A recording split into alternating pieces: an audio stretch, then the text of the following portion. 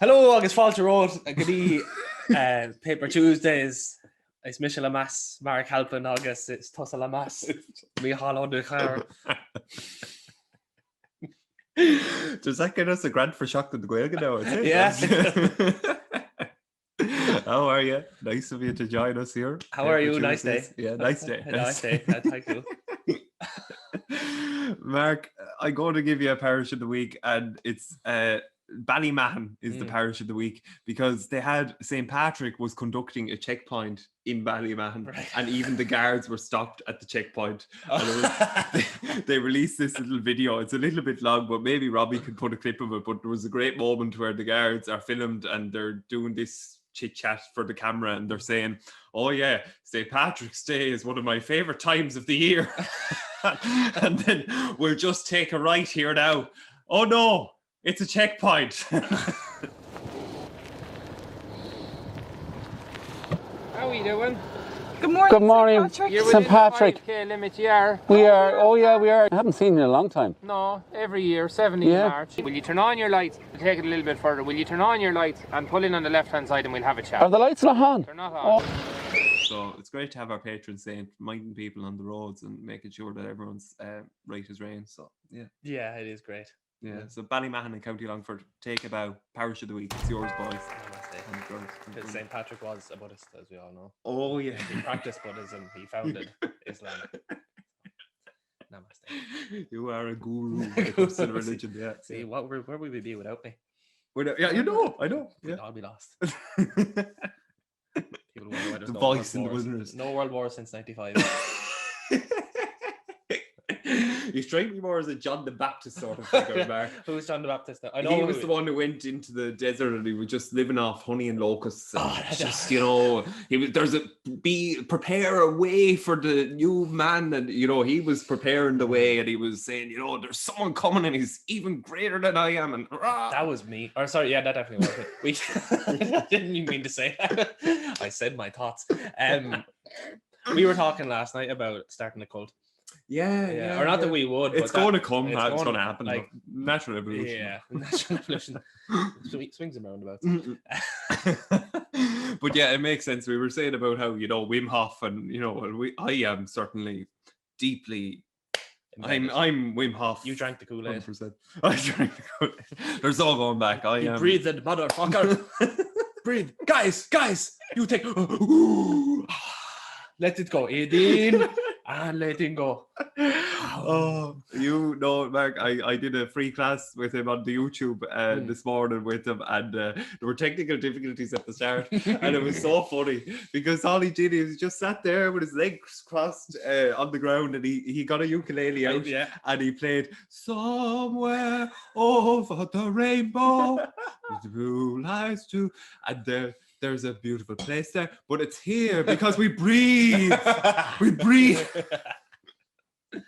But yeah, the cult. Yeah, so it's going to. You predicted that how it's going to evolve, man. Yeah, well, people are definitely, because we're getting into all this new age sort of shit, like in the breathing, and people are making money off it as we were talking. Not that there's anything wrong with that. Fair enough, people know what they're doing. They sell it, but like, when is it going to become a thing? Is like where we fill our pockets with stones before we go out into the cold water in the sea, and we run out into the sea and never come back. It's like, leave your wallets on the beach, I'll mind them. It's just so liberating. Yeah, it's so liberating.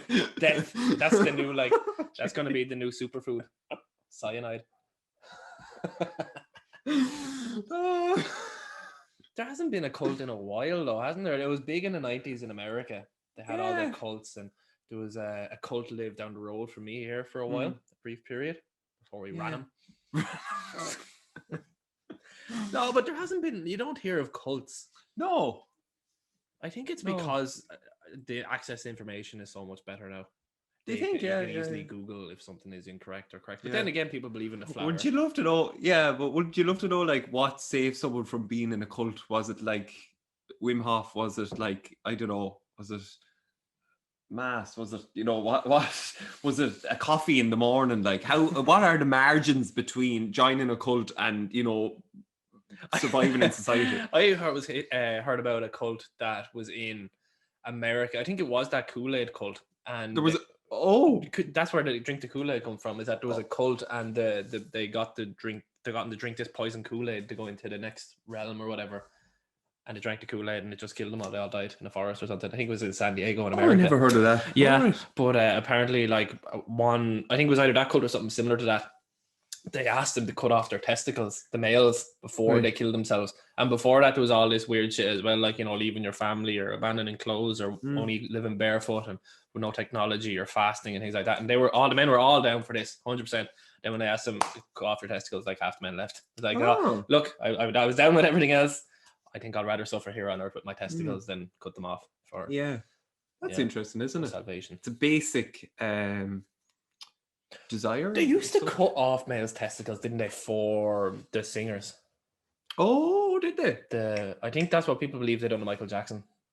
They castrated him when he was a child so that he'd have that high pitched voice. Oh, I didn't know that. All right. Yeah, there is. What is it called? Monotone, baritone? Not what's a baritone? You'd know better than I would. Baritone is lower, it's a high pitched male voice. But isn't it gas the whole the need to well, maybe it's just a simple basic human desire, but like, you know, I think I'm going down a little bit of a rabbit hole. But I got an old article, Dunboyne yarn bombs. They knitted these lovely pieces of art for Patrick's Day. And yarn bombing, I didn't know it was a thing, Mark. Did you? Yarn bombing, like photo bombing. Yeah, only they just decorate the area with beautiful knitting. Yeah, so this is specifically for Patrick's Day. So 25 knitters spent over 30 hours a week for the last 2 months creating yarn bombs to cover the village of Dunboyne. Maybe this is the new cult. Yeah, this reminds me of planking. Do you remember that? No. Do you remember when people used to lie down and stuff? Lie down and stuff? Yeah. Like I would have got up there on the back of that couch and like lie down face down. Like a bomb? Like a yarn bomb? Oh, yeah. Mind the duck. I remember people used to get like Instagram photos. I can't even do it here. This would have been an ideal place to do it. No, I don't remember that, Mark. But now I'm look living up planking 2012 or something. But people used to just lie in places like random. People used to do it on top of like desks and like cupboards in the school. Remember that? No. You know, there's a woman on top of a horse here. Yeah. That's a good one. That was a big thing. A woman on the. It was a fad. Yeah, it was one of these. It was like the fucking. It was the lying down game. That is, I never knew it was a thing. It was a bit like the fucking, what's it called, the bomb or the Harlem Shake. Oh yeah, it was one of those sort of internet type things, right? Or like cyberbullying. It was a fad. Cyberbullying. That's gas. Must look into that. So yeah, the Dunboyne isn't planking, they're knitting yokes, and Janie Mac, some work goes into it anyway. So fair play to them. Well done, ladies, and men. Yeah, men can knit too. Started. They did pom poms.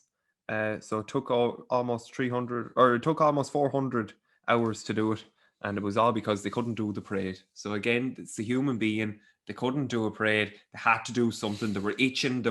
We've no Patrick's Day committee meeting. We just have to do something. And then they decided we were in the yarn bomb. So that's the human being. Now, cookies made with a splash of mustard. This was featuring in the Dundalk Democrat. So the Food Safety Authority issued an allergen alert because SuperValue's chocolate chip cookie mix, there was mustard detected in the batch, even though mustard was not declared on the list of ingredients. So it may affect consumers who are allergic or intolerant of mustard or its constituent. So it applies specifically to the SuperValue chocolate chip cookie mix that is best before March 1st, 2022. So there you are. Keep an eye out, lads. Everyone who's allergic to mustard. So there you are now. That's a rough one, isn't it? Mustard of all fucking things. Yeah, but like there's a lot of explaining to do. Like why, how, like how did mustard get in it? Yeah. It's definitely a prank of some sort. Someone got fired. Someone got sacked that day. I have a vague memory. Now this isn't going to go anywhere, so by all means don't pay attention to me, but I have a vague memory of pouring beans out of a tin when I was younger, and a big brown thing. And I don't know if it was like a root of a vegetable or a dead mouse, coming out of it, and I didn't eat beans for like 2 years, and then eventually I just started eating beans again and forgot about it. But something came out of a tin of beans that wasn't beans. Shane. Yeah. Did Breed or Mick complain? No, I think I told them and they told me to stop complaining. There's no well to have anything. I heard a good story there the other day. Actually, a fella who done the tiling in my grandparents' house was apparently he died recently. He died in January, I think, and my father was telling a story about him, and he was saying that his wife was getting on to him once about going down to the pub the whole time. Said, "You're not spending any time with me. You're always down to the pub." And he goes, "Right, so you come down with me then this evening." And he went down reluctantly, and he sat her up on the bar and said, "Right, you'll have a pint of Guinness then." And he's like, "No, I don't want Guinness." He said, "No, you'll try it. You'll drink a pint of Guinness." He said, "Fine, all right then." He got her a pint of Guinness, and she took a sip. And he goes, "Well, what do you think?" And she goes, "That's fucking disgusting." And he goes, "Yeah, see, you think I do down here enjoying myself."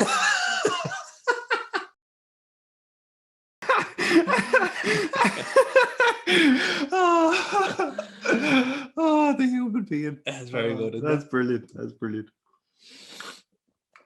Marc, nicotine. Yeah. So nicotine's a strange one because I'd say I stopped smoking maybe 4 years ago.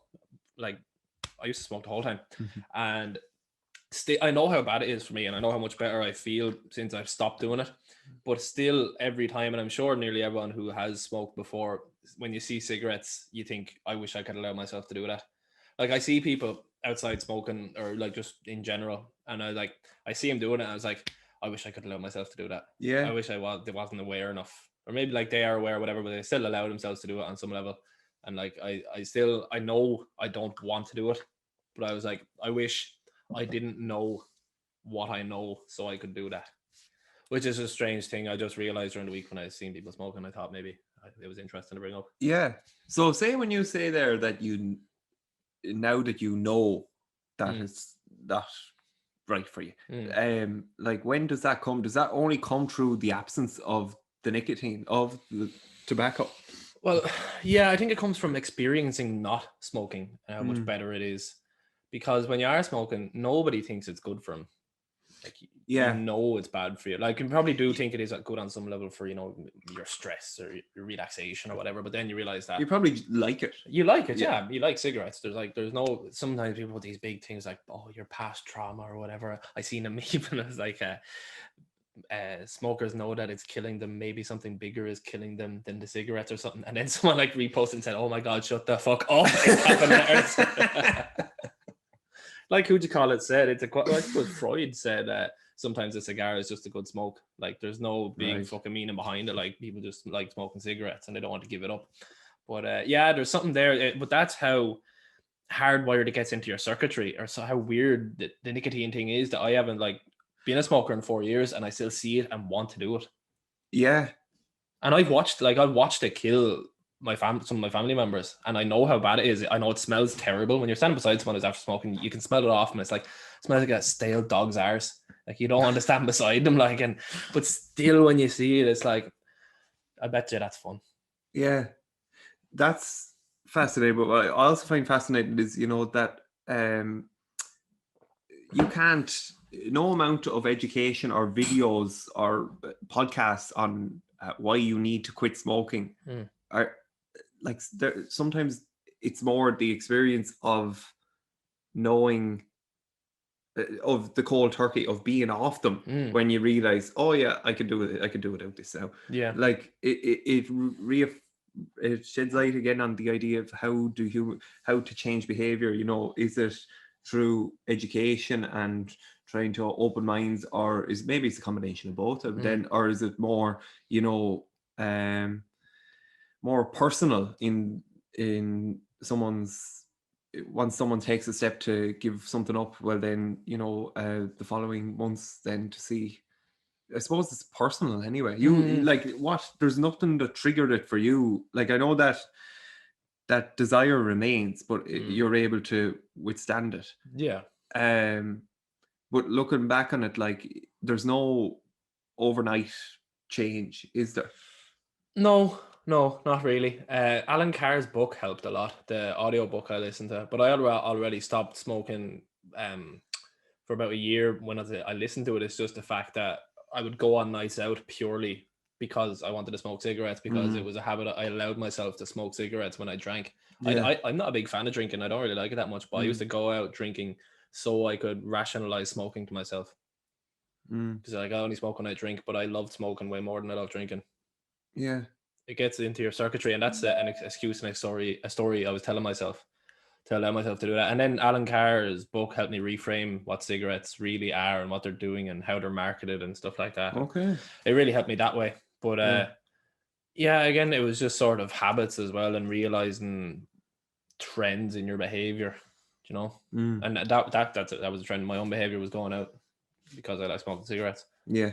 But yeah. Interesting. So I was just the way nicotine is just, it's a weird one because I don't feel like that with any other substance, alcohol, sugar. I'm able to give up pretty well. You're able to give up sugar pretty well. Yeah, I can have maybe a large carb meal maybe once a week. I had to get like a takeaway, but it's like brown rice or whatever. But if I was to have, say, a cookie or something, I'd be able to not have another cookie again. I'd feel the craving, but I'd just be able to ignore it. And then now you could put a cookie in front of me, I wouldn't want it. I could watch someone eat cookies and think, oh, that's bad for them. I don't really want that. I wouldn't have any emotion watching people eat cookies or pizza or burgers or chips. But if I see someone smoking, I was like, oh, that'd be fun. Right. So that's nicotine. Maybe it probably is my own circuitry, the way I'm wired. Yeah. Interesting. Yeah. So yeah, it's interesting. Surely is. The royal family, Mark, we haven't discussed it, but the whole world has kind of discussed it the last 2 weeks, but I just thought, I find it kind of interesting. Did you watch the interview? No, I didn't. I looked at the memes though. So I only found out what was really going on the other day, like a week after it all happened. So what happened was the Meghan Markle comes from, she's African American bloodline. Yeah, I don't actually know her. Anyway, she's better genetics than the Queen anyway. Fuck me, like. And they're giving out about the color of the baby. It might be black. Yeah, it came up before the baby was born or something. And like her ginger son is like, they're the good genetics. We don't want Meghan Markle's genetics. It's a horrible system, the monarchy, anyway, isn't it? Like, it's it's built on fucking colonization and murder. Like, but yet we're like, oh, but Harry got married. What I find fascinating is, like, I know Harry and Meghan have their reasons, but really what they're reflecting in 2021 is the idea that monarchy doesn't really suit us. We're 100 years into democracy, and we kind of like this idea that we have our own freedoms, our own motivations, our own basic ability to do what we want when we want. This whole idea that, you know, there's a crown that's superior to you and I, and that we are subservient to that crown, it doesn't gel anymore. No, well, they don't even do anything, do they? They don't make the major decisions. It's made in government.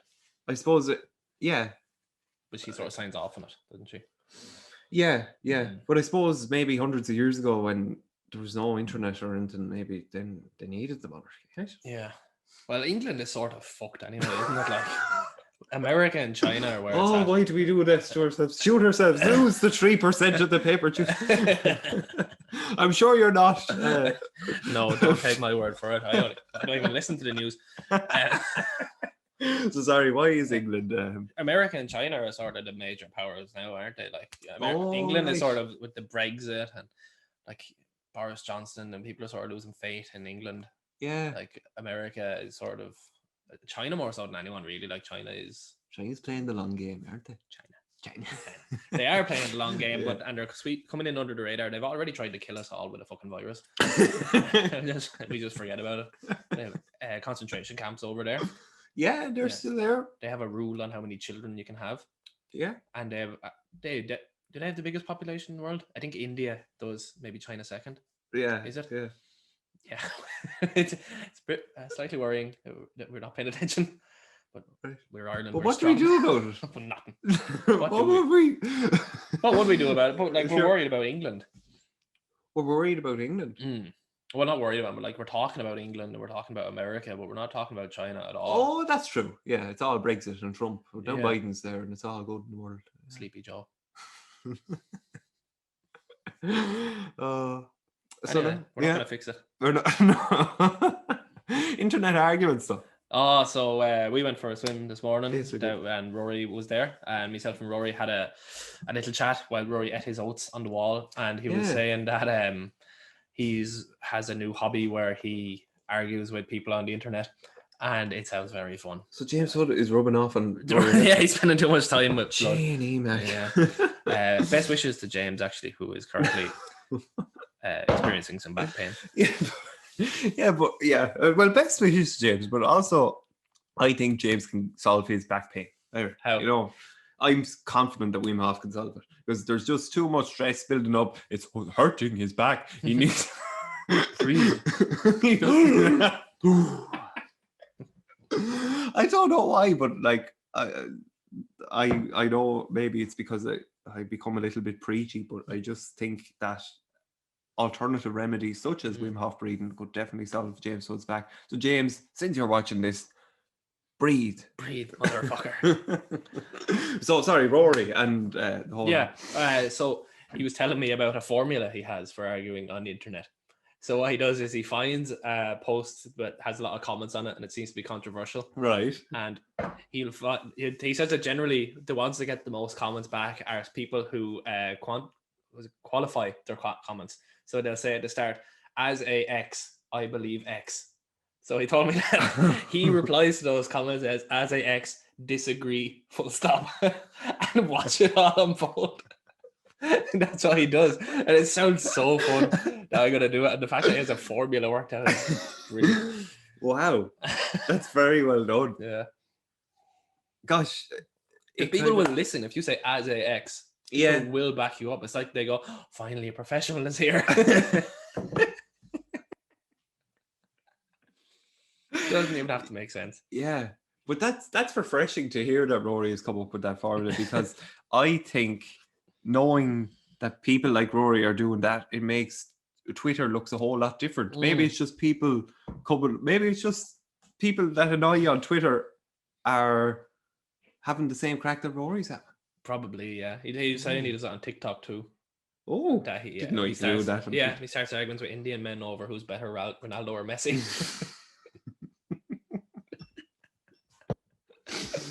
Oh, lads. I'm slowly edging on to TikTok. I think I'm getting closer and closer. I went into the App Store to search it the other day and I backed out. I said no. Yeah. So I'm getting seduced, I think. Yeah. If just don't watch it for 15 minutes. Oh my gosh. Why? I think James, maybe we discussed it before, but when Ashton Keane does big scroll, the sensory overload of Michael Dwyer's ears is bonkers. Really? It's just video after video and everyone's...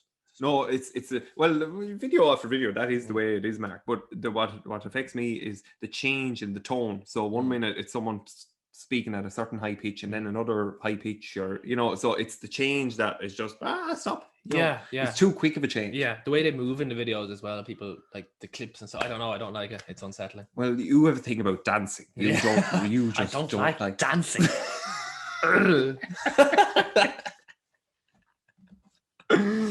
Oh, lads. Star signs. Oh, what was my point here? Star signs. Oh, like, it seems to be a feminine thing. It is, yeah. It is. Like, yeah, I think so. So I was just wondering, like, because you obviously do your horoscopes, so you'd be somewhat of an astronaut. Isn't that what they do? The astronauts go up and bring back the horoscopes. That's why we landed on the moon. I got Gemini. Oh. Aisling, next Wednesday, leave your handbag in your car. But like, I find it, because I am a male and I'm a pig, I don't believe in like I can't. Not that I don't. It's that I can't. Like, right. I am too logically minded to believe that the stars are going to tell me how my life is going to go. All right. And it's I'm not saying it's better. Women are more in touch with the world, I believe, than we are. I think women feel more than we do, and they know more than we do about what's going on. I think we're fucking like just ignorance, straightforward shit. They stop and they know things that we don't. Oh. Women hold the secrets. Oh, So that's our yeah, I don't belated think message for International Women's Day. maybe from like, and Pepperidge. there are men that say that they believe in the star signs and the horoscopes and all, and they're lying. But they're not. But why you find tarot cards interesting? Yeah, just purely. But they're because connected. they're connected. Yeah, I find it interesting. I'm not saying I don't find horoscopes interesting, Okay. and I find tarot cards interesting, but I don't believe them.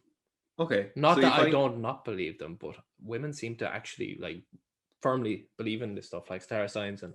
I don't think all women do, though. Do they? Maybe not, but Well, the majority- Ashton definitely does. does she not? She's not No. into all that. No. Yeah, but I remember I tweeted something a while ago, about a year ago, I'd say, and it was if if you blame the moon for your actions, don't expect me to ask your opinion on anything else ever again. And my auntie replied saying, "You know so much for someone so young." So then That's again, very like good. maybe women do know more than we do about what's going on and the world and stuff. Interesting. Yeah. But you don't believe in star signs. Not really. No. No. I get Bree Brown to assess my dreams sometimes. Oh, right. Because she does my tarot cards, so she's become somewhat of a spiritual guide for me. Counselor. Yeah, because like and like she has these books and stuff on like what your dreams mean. And, All like, right. again, is that real or whatever? Like they say your subconscious is like way bigger than your conscious mind. Yeah. So like I believe that what is going on in your dreams is a reflection of your own mind, but is it going to tell the future? No. Sometimes I think it's interesting, like if a dream repeats, sure, are there messages there? Yeah, I sure. reckon so. There Yeah. probably is something unresolved, but is that something you need to fix in your own life, or is it just something that your mind is noticing? Yeah. Yeah. See, that's a good point, Mark. Like, maybe it's fixing itself. Maybe it's like just doing a self clean or something. You know, like I'd be kind of, while I am into this type of airy fairy stuff, I do like to think that, you know, the body can figure it out as well. You know, like we didn't have it 1,000 years ago, and you know we're fine. You know, We didn't have what now? didn't have like, you couldn't Google your horoscope or ask why a flat tire was in a dream or why you were going downstairs, or you know. Yeah. The mind boggles. Thank you, Paper Tuesday. Oh dear. The utility of identification when examining our thoughts and tastes, including political. I'd be an overthinker, and sometimes I think overthinking and thinking in general is damaging when, or is a little bit dangerous when you're over identifying with the thoughts. So like if you have a thought and you think it's a negative one, and then you keep spinning over that one and over and over and over, well then, you know, your actions are going to reflect that thought. So it kind of brings into question then how we as human beings identify with things and people and beliefs, because it just struck me now, this is from a few weeks ago, that like maybe if we took a step back sometimes and decided, you know, to avoid the over identification with anything, maybe we might find it a little easier. So you reckon to look, it's a good advice, look at your thoughts objectively instead of subjectively. Yeah objective, yeah, to be aware of them. I suppose that's where the whole thing of awareness comes, you know, that you're not just, and it's connected, I suppose, as well to CBT, you know, that you let these things pass. Like we're in a very charged society at the moment, and like sometimes I think it's almost as if other things have replaced other things have taken the place of worship, you know, that you have to hold certain views, you have to be X to be, you have to say X because you are X, you know, like but I suppose we're just figuring things out, because like we're built on that idea that, you know, you identify with whatever's going on, your occupation, your like politics comes to mind. That you're like family politics really hasn't, it's a ingrained thing. So don't have the answers, but I think it's an interesting idea anyway. What do you think? Well, I identify as she, her, and sometimes no, it sort of baffles me that people do identify so much as their opinions. Do you know, like when people, again, this come back to social media, but if you go into someone's bio and they have this list of all the things they are, like, how do you reckon that about yourself? Yeah. Like if you have, like, I went on to someone's page a couple of days ago and their bio said creative genius, and I don't think they were being sarcastic. And this kind of shit, like, or you identify as like you identify as socialist or like capitalist, even like you don't identify as either. You just sort of, if you bring in presuppositions into situations, they're going to affect the situation. Whereas if you can just detach yourself from it and make the correct choices in the situations for that situation, rather than, if you go into a situation where you could make a friend, right? We meet a new person, you could make a friend. This could be someone you could get on really well with, who can help you in the future with stuff you want to do. But you go into that assuming this person is a capitalist or this person is a socialist, and I need to either fix the way they think or argue with them on something. Yeah. Rather than just meeting that person where they are in that moment. Yeah. I think that's a healthier way of looking at it, which is what you're saying, like. Yeah, but that there hits it neatly. That's a very, very good way, because there, Mark, you're focusing on the person rather than all the badges of identity that I'm referencing there, and that's a healthier way of looking at the world. So yeah, more power to you. The writer James Baldwin has a quote here. I imagine one of the reasons people cling to their hate so stubbornly is because they sense once hate is gone, they will be forced to deal with pain. That was, that's a loaded quote, isn't it? I imagine one of the reasons people cling to their hate so stubbornly is because they sense once hate is gone, they will be forced to deal with pain. There's a quote. Do you remember that book by that Indian author you read on love? The Way to Love, or the Pathway to Indian? Love. But Naval Ravikant recommended it, but it was Anthony de Mello. I didn't think it was. Yeah, Mello. I think he was born in India or something. Was he? But, right, okay. But I was reading the Daily Stoic book yesterday. I think he came up in the part that Ryan Holiday writes under the quote from the philosopher, and he said that the de Mello fella had a quote in one of his books that said, "The source of my frustration is in me, not that person." So you can something similar, like you can outsource your hate. Yeah, you can outsource your pain to out there, so then it's not your fault, and you can continue to be angry at it. But if you actually think maybe the reason I'm frustrated is something inside of myself, and then it's actually resolvable because you can fix what's inside yourself. You can't fix what's out there, and that makes it easier if it's out there because you can't fix it. Yeah, so the idea of projection, I suppose, is linked to it. Yeah. Very interesting. And who said that? James Baldwin. Is he Alex's brother? I don't know who he is actually. This came up in. I see that. This came up in that James Clear newsletter. 321 newsletter comes out on Thursdays. James Baldwin. He was an American novelist, and he was born in Harlem. I've seen photos of that lad before. Have you? Yeah. All right. Okay. Yeah. That niche page, that niche page on Instagram, he was on that a good bit. All right. Wrote on race, sexual and class distinctions in Western society in the US. That was something I was going to, the way when we think of cults, and you were saying America, Japan has had a good few cults. Just to let you know, because jiu-jitsu.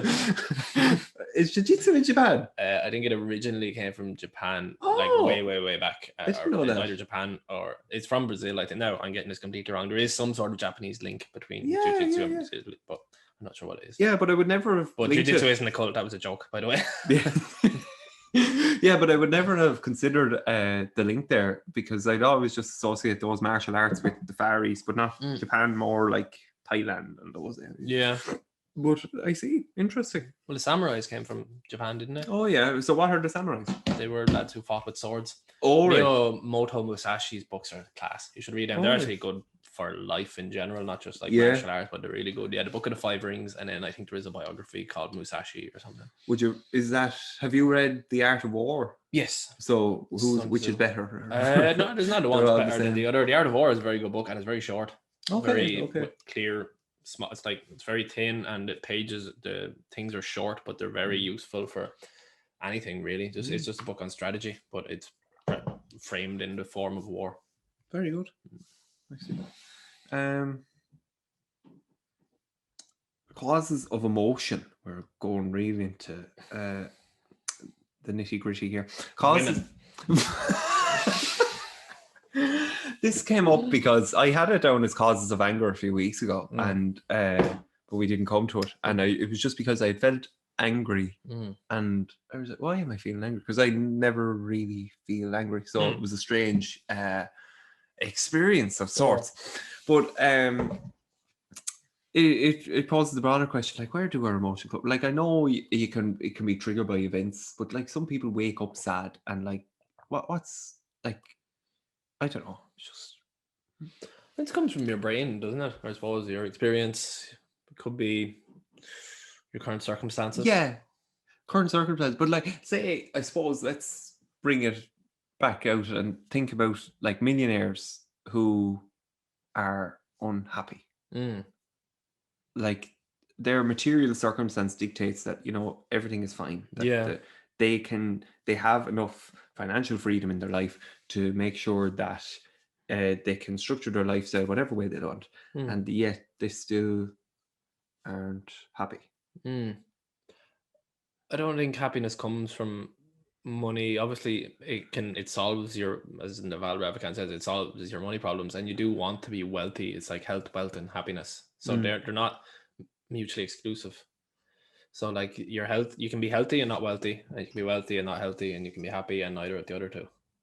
So I'm reading Tools of the Titans by Tim Ferriss recently. Have you read that? No, but I say it's a good book. I read the podcast. And I came across a chapter 2 days ago, and that day that I read this chapter is the happiest I've been in a long time.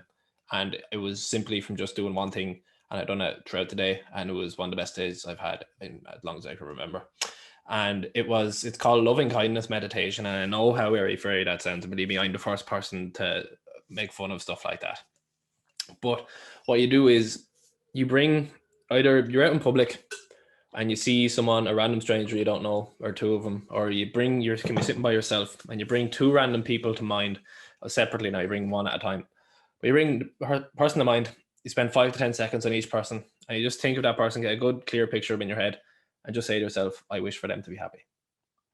And just mean it. Like, just think of someone, bring it to your head, I wish for them to be happy. Mull on that and really wish and feel for that person to be happy for 10 seconds, and do it for another person.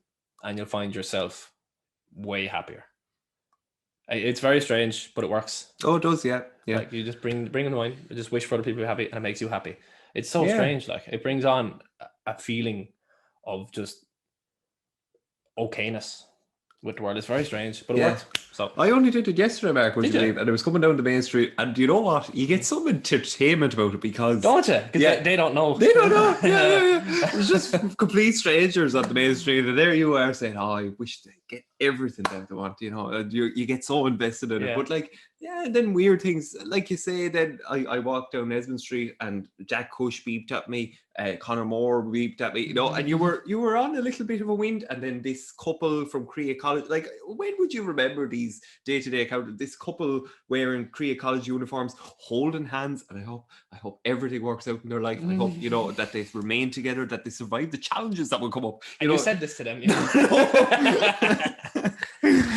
So it's good. It's cool though, isn't it? You sort of imagine that person with like a big smile on their face. You see them being happy, and like and it comes back to you. It's so weird. Like, it is. Another one, if you're on a phone call, and you know, like, as you say, you can apply it to absolutely everything in your life. So you're on a phone call and this person just isn't really hitting your vibe. So if you imagine you had a gun and you're shooting love at them, shooting it and destroying like just every. Sometimes that works as well. So now, so we got really airy fairy there. Yeah, but we it's practical airy it's fairy. Practical, and we try enjoy it. If you don't believe it, or it sounds stupid, try it.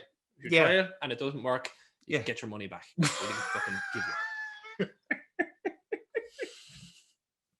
We're like the unbelievables for airy fairies. Here, we're going to try something. I don't have anything else to talk about. Do you? No. Will we just sign off in case it doesn't work? Yeah. Okay. So, I know we'll do Liam. Oh, Liam done. Do we have a flash flood? No. Actually, you talk about something there and I'll try and find a flash flood. Yeah. Okay. So, what will I talk about? What do I have in my mind? Bingo, Michael. Oh yeah, we should probably say parish announcement. We're doing bingo on the 9th of April. On the 9th of April, we'll be doing the bingo for Nevena. So make sure and tune in for that. And we only get 50% of the proceeds. So donate generously.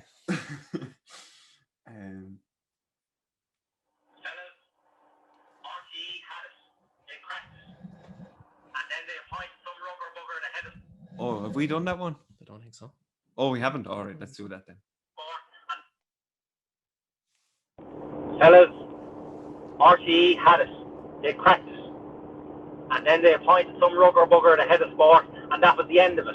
Because they've gone all stats and fancy screens and analysis, and there's no place for opinion anymore. And I want opinion back in the RTE sports panel. They had it.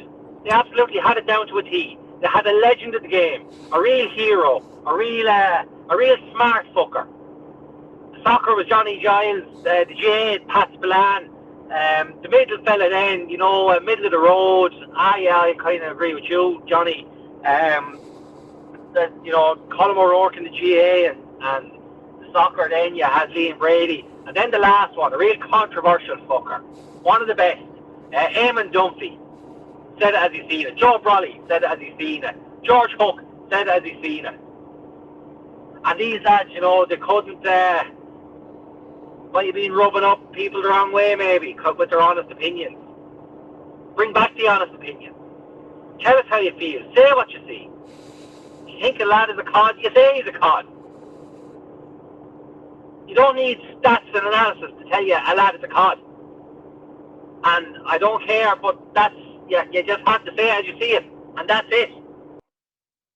Say what you see, Michael. Too many big screens nowadays, anyway. Yeah. And we wish for James to be happy.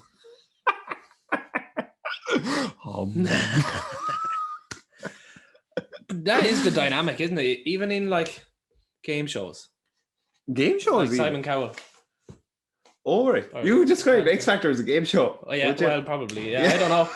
I'm going to sing now for my. There has to be one lad to mix the pot. There was a quite funny video I seen of Louis Walsh a while ago, and so I went over to his car. Oh yeah. He goes, stop! Shut the fuck up! What are you doing? Shout my fucking name! He was that serious. Shut the fuck up! Oh, it's brilliant. Yeah, so funny. Would you like to be Louis Walsh? Yeah. No. Find out next week. Would I like to be Louis Walsh? Yeah, probably. All right. Probably. Yeah. Would you? Ooh. No. Like there are aspects of it that appeal to me. Like I know but like, what do you do after you create that boy band, or What does he do now? He's not on X Factor anymore. Well, this is it, Yeah. I'd like something more sustainable. Something that you can. I'd like to be Gary V. Gary V.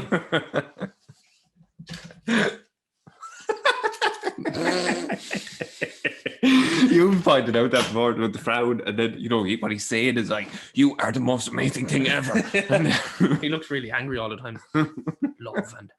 Love and happiness, guys. Right. Speaking of love and happiness, Lamb done. Give us a number, Mark. 147. for the snooker. We were photo. One second. What's that? It was around the time of the elections, and my grandfather was. I was in the furniture shop, and my grandfather, he'd ring my father during the day or talk whatever, and like they were talking about the elections a lot. And then one day he just rang him and goes, "Trump's after getting a 147," and it was and like genuinely sincere, like because Judd Trump was playing snooker at the same time, and my dad goes, "What?" It was so fun watching him pick up the phone and go, "What?"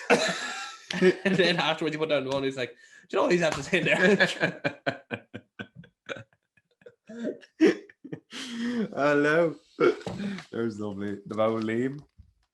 He actually looks very like Robbie. Not in that photo, but in a lot of photos. And don't you think they do bear resemblance? I'd have to look at it now. One of him with Jar Kush on. Oh yes, yeah, yeah. That life really changed for him after he won his first All-Star award 2 years previously. It wasn't even good enough for the Wexford team. And he says, "Reach for the stars." That's the caption of the photo. So maybe that's a point of, reach for those Sagittarius and Gemini and all them. Yeah. Yeah.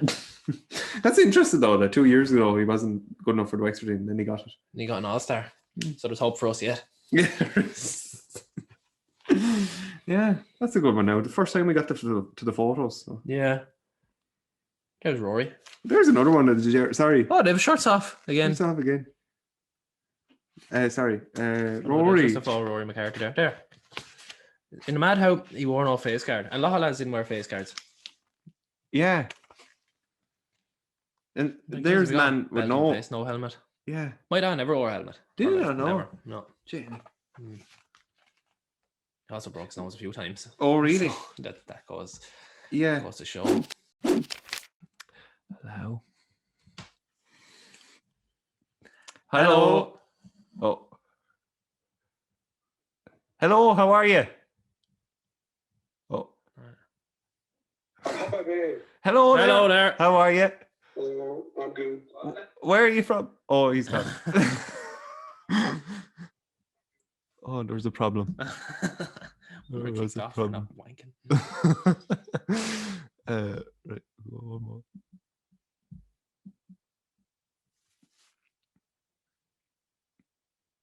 Oh, what's going Repeat on? it. Oh.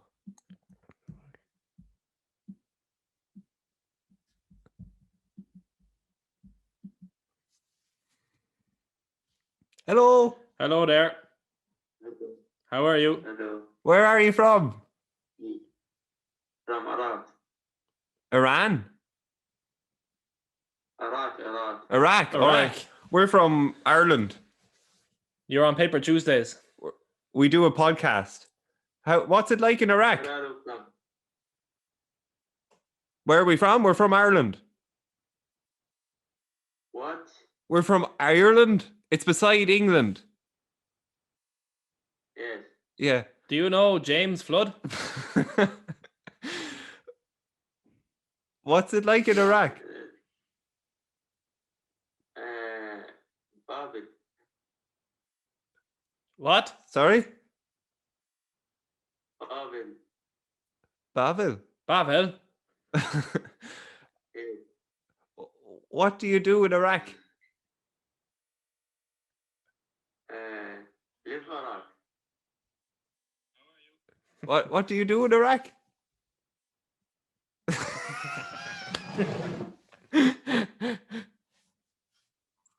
Hello, how are you?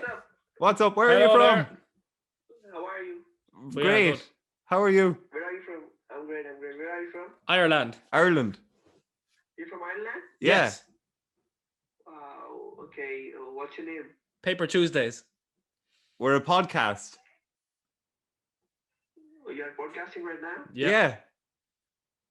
I'm there on podcast. Yeah. Yeah. But you're not on video. What's your name? I'm Michael. What's your name on the podcast? Oh, Paper Tuesdays podcast. Could you drop it down? I'll check it out. Oh, cool. Where are you from? What? I'm from India. What do you do for a living on the podcast? Yeah. What do you do for a living? I'm a student right now. I don't do anything. Okay. Ah. What are you studying? I'm studying business, bachelor's of administration. Cool. What do you want to do in the world? I don't know. I want to be a businessman. You want to be a businessman? And like, do you want to stay in India or do you want to go to America? Like, what's the? No, I want to go abroad. I want to go abroad. I'm studying right now. You're I will go abroad after I study. Okay, cool. And what's it like in India? Is the food nice and what people nice? What's it like in India? Time? What's it like in India? Time? Yes. It's 5:17. Oh, what? Yeah, and it's 5, 6, 17 in the evening. Okay, and like what's it like living in India? It's good. It's just like the other countries, but a bit different. Okay, cool. Okay, have fun, guys. All right. Thank you. Bye bye. Bye now. Thank you.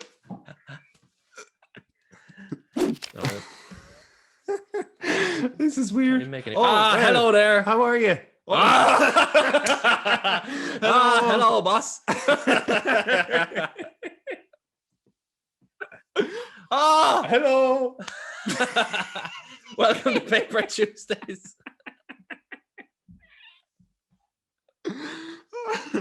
Hello. Hello. Woo! Hello. How are you? Where are you from? We're from Mexico. Oh, we're from Ireland. Oh, wow. Yeah. What's going on in Mexico? Nothing. Nothing. Do you listen to Paper Tuesdays?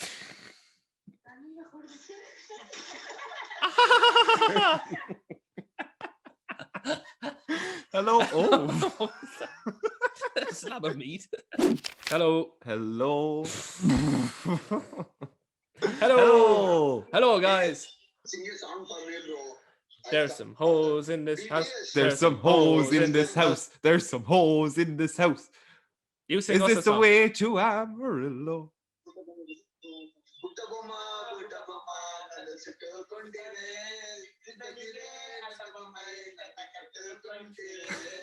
You. Where are we from? We're from Ireland. Where are you from? India. We are from India. Cool. What's? Tell me something your mother doesn't know. You what doesn't know? Namaskaram. Mascarum. Yeah, namaskaram. Namaskaram. Namaskaram means No. yeah, namaste. Namaste. Oh, Namaste. namaste. Namaste. Yeah.